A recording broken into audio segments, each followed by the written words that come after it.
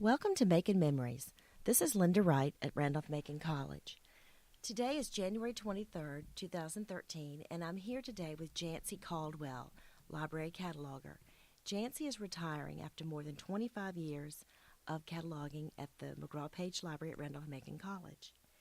Janci, tell us about how and when you first came to work at Randolph-Macon College. Well, I saw an advertisement in the Herald Progress, and it was an advertisement for three different positions. They were looking for a part-time interlibrary loan person. They were looking for a circulation library assistant and a library cataloger. And at the time, I was at Virginia Beach, and we were getting the Herald Progress at Virginia Beach, and I saw the ad, and we were moving back to Richmond, and I applied for the job. Did you apply for all of the jobs or just the cataloger job? I just applied for the cataloger job, and it was kind of interesting because Dan had me come in for an interview, and it was a building that was under construction. It was the old library.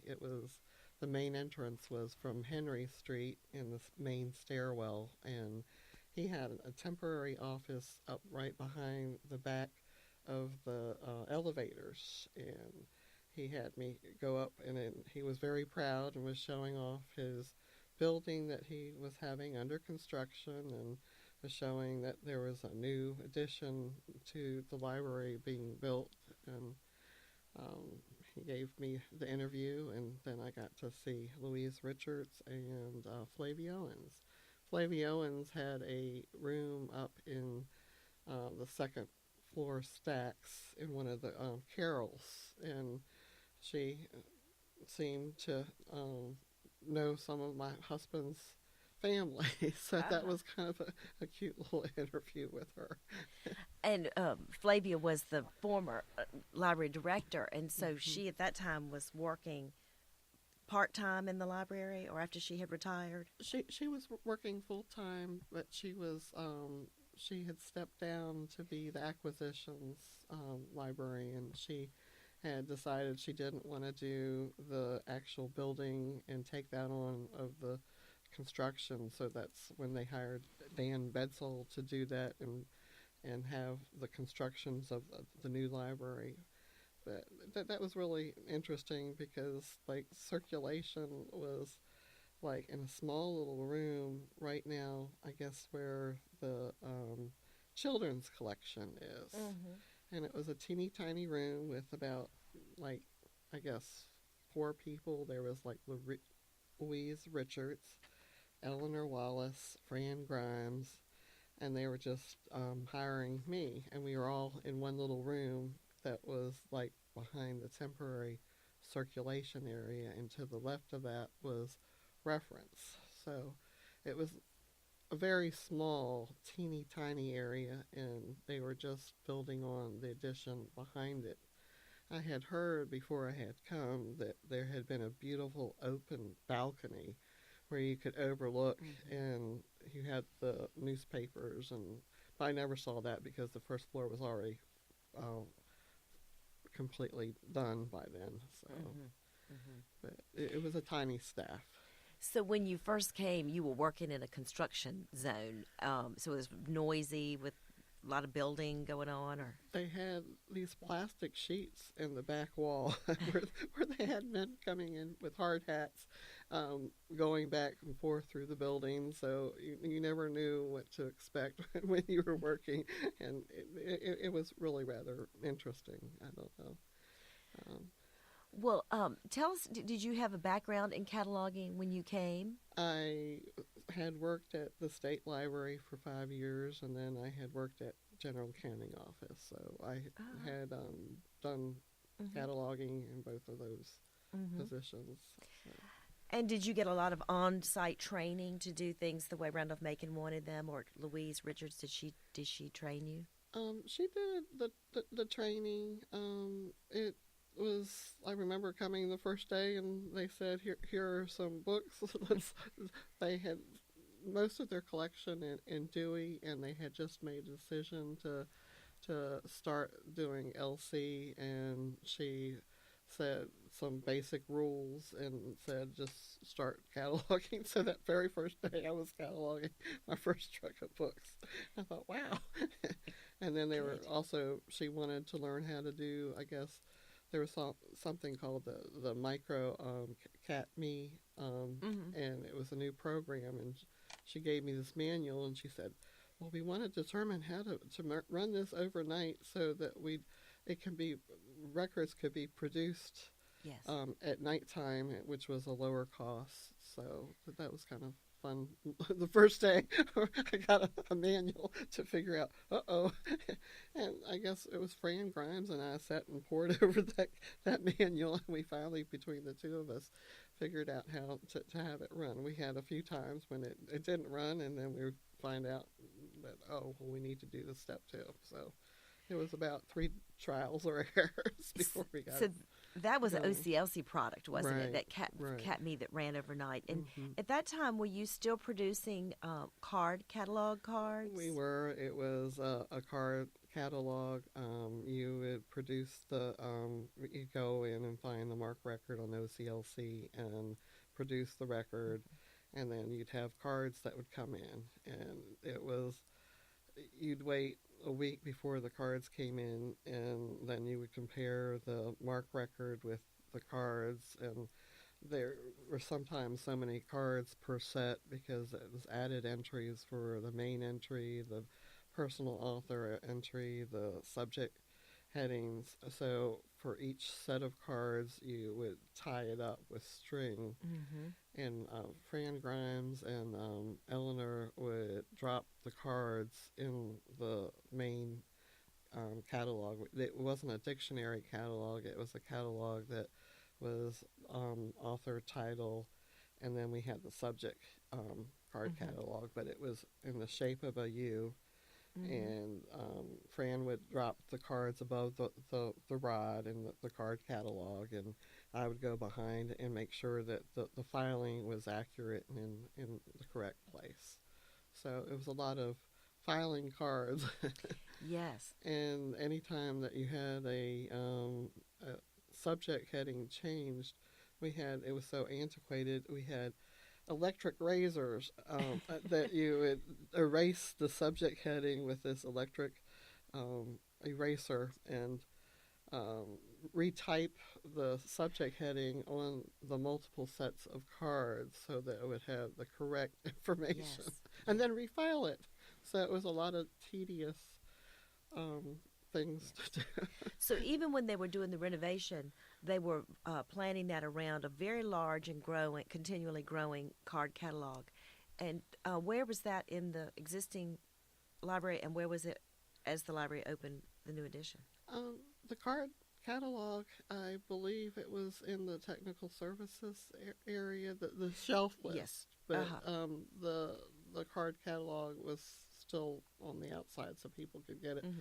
But when we moved to the new building, it was moved like halfway in between Mm-hmm. both the new building and the old building, so it was like out in the main lobby area Mm-hmm. that they had the card Where that catalog. seating is now, sort of Right, right around right, there. Mm-hmm. right. Well, that really takes us back when we think about the card catalog days. Can you talk about, so you were here, but can you talk about how the library changed from a card catalog system to an automated catalog? And did they have a step where they had a microfiche catalog, for instance? Or did you go straight to an online catalog? We went straight to an online catalog. The plan was originally to change everything from Dewey to LC, and we had a card catalog, and Dan wanted it to be done within a year. He had a consultant come out, and they said, oh, well, you need to do this off-site. Don't take this on. And he thought about it, and he thought, well, we're going to have so many special collections to handle upstairs, that he decided that he wanted to do it on site. So they had the card catalog, and um, it just, they had that for a while, and they decided that they were going to go and do everything switched over to Library of Congress. So they continued to do any new incoming books, made their collection in Library of Congress. So eventually we had two kinds of drawers, because we had one for the Dewey collection. We had a split collection upstairs. We had a Dewey collection, and then we had the ongoing current Library of Congress classification that was ongoing. But the project for Laser Quest took like 3 years. It took more than a year to do, and that was like a Dan decided on, that was the company that we were going to go with, and that was um, I guess General Research Corporation out in California. And we hired 3 people. Well, at first there were only 2 people, but one was Deanna Kula, and the other one was Ed Schmidt's wife, Ellen Schmidt.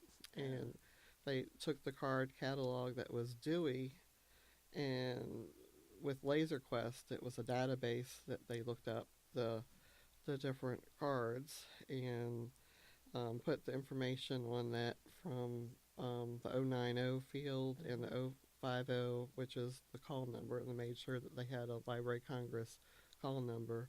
They made sure that they put our Dewey number on the record, and on the card catalog they took any information and they put that on the record too. And they did that for the whole card catalogs. I guess it was really kind of hard because they had to learn cataloging rules too, because they were generating these smart barcodes that would eventually get rid of the pocket parts, the old antiquated things. I guess when you check out a book, you would take it to circulation and write your name on the pocket in the little card to check out. But they were doing it for each individual volume. If you had a set of encyclopedias, but a volume set, they had to put that information and code that in Laser Quest and 049 so that they would get these generated smart barcodes. Yes. And all of that went on floppy disks. They did all their work and converted it, and then I would send the floppy disks out to Laser Quest that was out in California. And at the same time, we were constantly cataloging new Library of Congress books. So did you do the switch over gradually as you sent things to Laser Quest? Did you get the smart barcodes back and then shift that part of the collection, or did you do it all as one big, say, summer project? Or we waited 3 years, and in the meantime, I guess they were looking at different people, different databases. We had, I guess, Triple I come in and demonstrate their system. We had Cersei come in and give a demonstration on their. And all this was up in special collections. And then we also had Dynex. I think those were the 3 top companies that came in to show it. But we did the project after, I guess we finished it up within a 3-year period. And then we had to wait another 5-year gap because we didn't have the money to get the grant for the database. It was economically not feasible. So the tapes were sent to California, and they put it on a big reel-to-reel tape, and that went to the computer center for a while. And I didn't get to see any feedback of the work that was done, and I was worried that the tapes, how old they were going to be, and we didn't get to see instant feedback of what Ellen Schmidt and Deanna Kula, and the third person that we hired was Lisette Ormsby, who was Chuck Ormsby's wife, who had been in charge of the media center. But we did it as one great big huge project. They finally decided on buying Cersei. We got Cersei. We got the tapes to generate smart barcodes and labels, and we did it all one summer as a project. And it was wild and crazy because we had half the collection in LC and half the collection upstairs in Dewey, and we had to hit the books that were Dewey, and they had different. They had what the tapes did. They had a Dewey number and an LC number, and we would take the shelf list and go to each stacks and pull down the book and match the book up with the correct LC number and put the label on that, and then we would take the Dewey number and the Dewey barcode and put that on back of the Dewey shelf list, and then move the shelf list to the new Library of Congress called shelf list. And then we had a huge problem because as you're shifting these things, you had to make room, and it was very tedious and disastrous because different people went different paces. I mean, they had everybody they could think of in the summertime doing this, and they had a lot of space problem reshifting things, and it was a constant reshifting, doing a little bit at a time. Yes. We did it, I think, in one summer. I guess it was '94 that we did the smart barcodes, and then of course, I thought it was very interesting to hear about the time lapse, because you could see you would be anxious that all of that work may not, if you didn't see the payoff, would it come through? Then when the things come back, there are always problems. I've been involved in a couple of those kind of projects, and then you have the things that don't match, or you can't find the book by that point, or for whatever reason, there's just this big problem set. We had a whole year of what I call the cleanup. The cleanup, yes. And those were books that came down because for some reason it didn't create a barcode, and they were supposed to be very careful with having an LC number, but and they were supposed to bring anything that didn't have LC number to have me make a LC number for the book.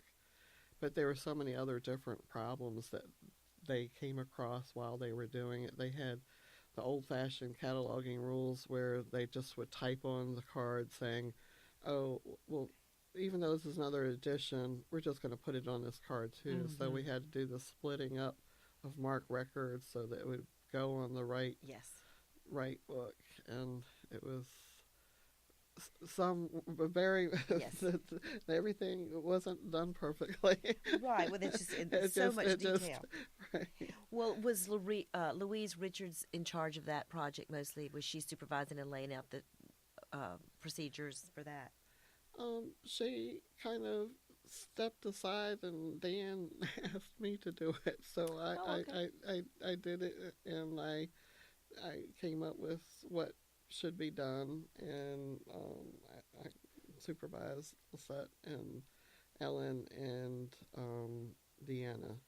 And Louise spent most of her time doing like special collections and doing Casanova.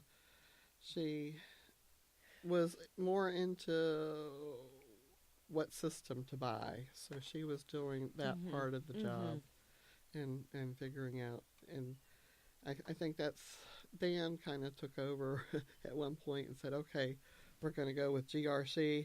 We're going with Cersei, because we'd seen, I guess, a couple presentations through the years. By the time they did it a second round, they just decided to make a decision to just, we're going with this because it's not the most expensive. That's not and it will do what our needs were. And we still have Cersei today, or some, the latest version of it, but we're still using that same company today, right? Right. Can you talk? Thank you for that great description. Can you talk about how other things in the library changed with different directors? You came, and Dan was already here, but Flavia Owen was still on staff, even though she wasn't director. And then you've seen yet another director. How do things change in the library in general? Well, there's so much more technology that has come across. Like when we did get the new library, Flavia Owens was working in acquisitions, and when she did the ordering, there were about 5 people in technical services, and she didn't like using the computer. So she'd have Fran Grimes, when she had a book that she wanted to be looked up, would ask Fran to look up the book for her. But she did all the ordering on the phone through EBSCO or Baker and Taylor. She would call in the ISBN number. So it was, and she talked to people. So it was more of a contact, talking to people. Back now, it's like technology. It's like you just order the book through Amazon, and it's fast, and it's a lot of new technology. There were a lot of typewriters in the technical services. Because we had so much work to do by the typewriter. We had one terminal that was a OCLC dedicated terminal that when it would go down, you'd have to call up customer service and tell them what lights are flashing. And it was like a big deal because 5 people shared that one terminal. Some people would order cards on the terminal. Some people would have to use the computer with a floppy disk to make the.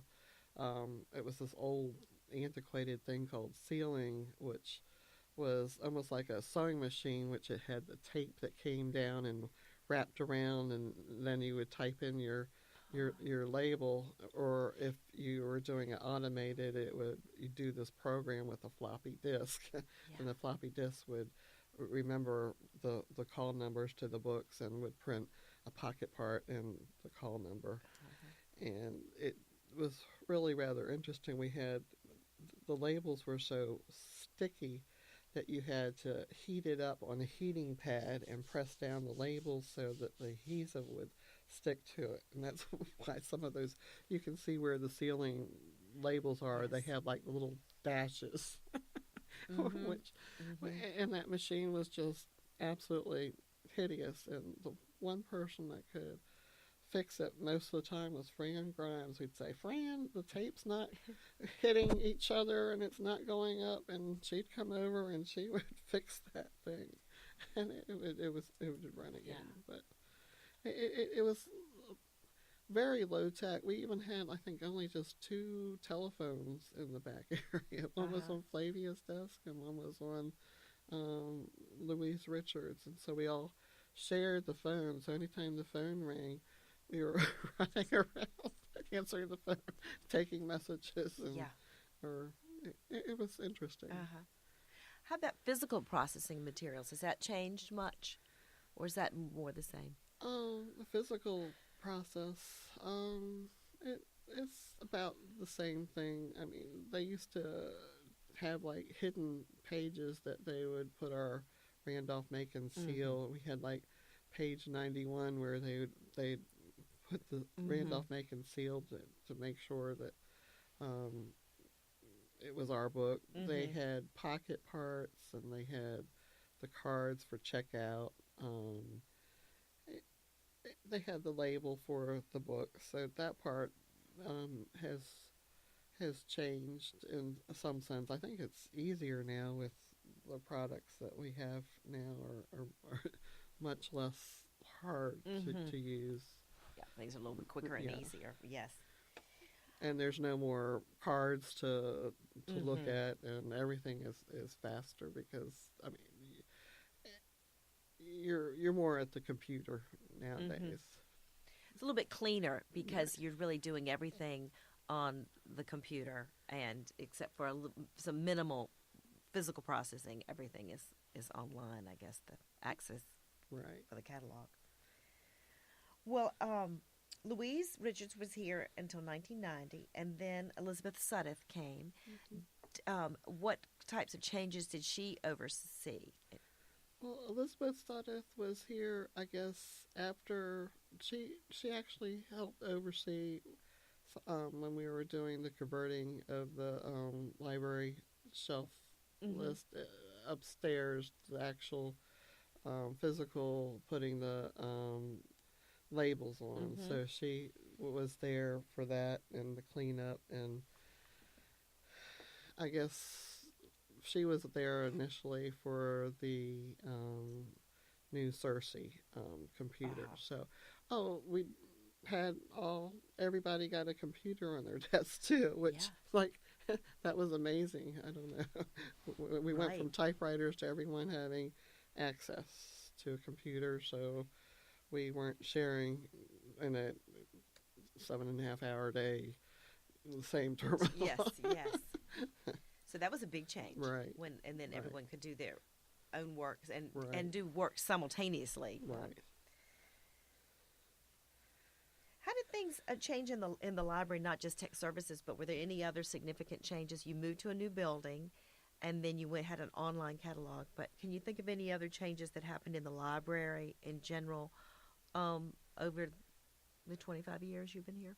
Well, the library staff was small, and as it got more computers, there was like more staff that grew. I think after I came, then they hired someone to become the media specialist, and they had a library assistant, and I don't.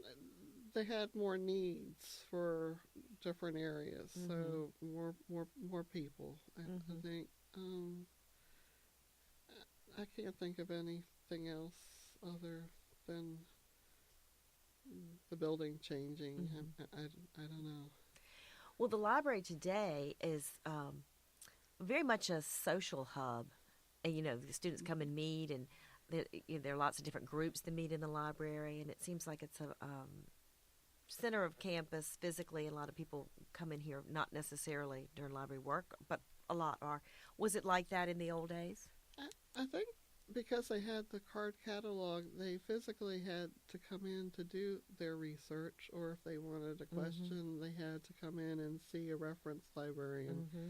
But now with the internet, it's like they come in, like you said, more of a social thing, and it's the library has kind of changed over the years. It's still a research area, but like you said, it's more to see other people physically and getting together with groups, and it has changed because they don't need to come to use the card catalog because they can get access from their own Mm-hmm. dorm. Mm-hmm.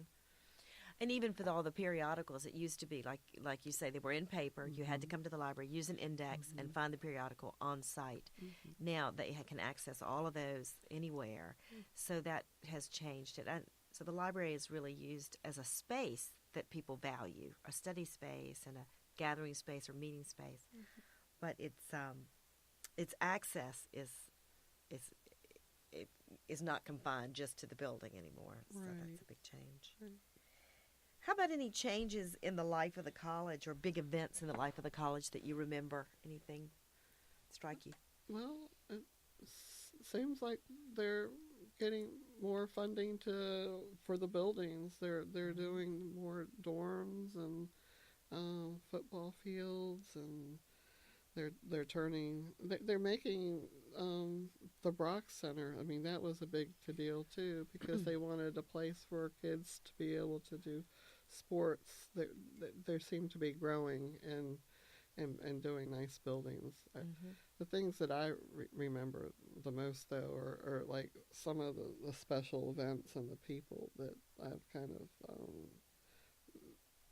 been able to meet. Like they had Jim Lovell, one of the astronauts at Mm-hmm. Apollo 13, Mm-hmm. and they had him as a guest speaker over at Blackwell, and he was really interesting to Yeah. to hear his experience in Apollo 13. They had um, I can't think of her name. Oates, Joyce Joyce Carol Carol Oates. Oates, Uh-huh. come to an English class once, and Barkley over at the bookstore ordered a lot of books that she'd written. Yeah. And we all went over there to the old bookstore, Yes. grabbed a book, and went to the class and had her sign it, and she was a really interesting kind of person to meet.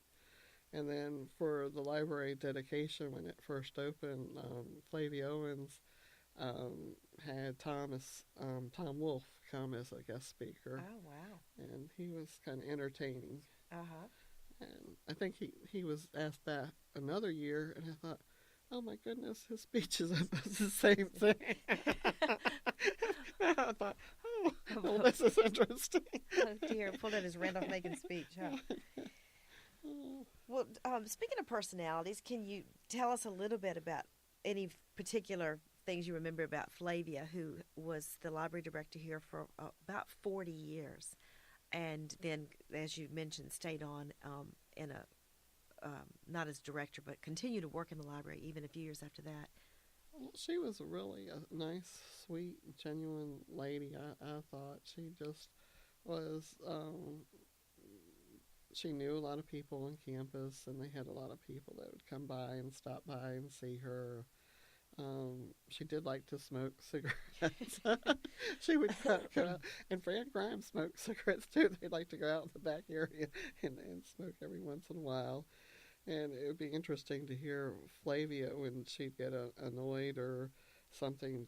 I'd hear her say, "Flip," and it would be, and that was like her worst expression that she ever said. But That's nice. she liked it so much that she stayed here for a very long time, and was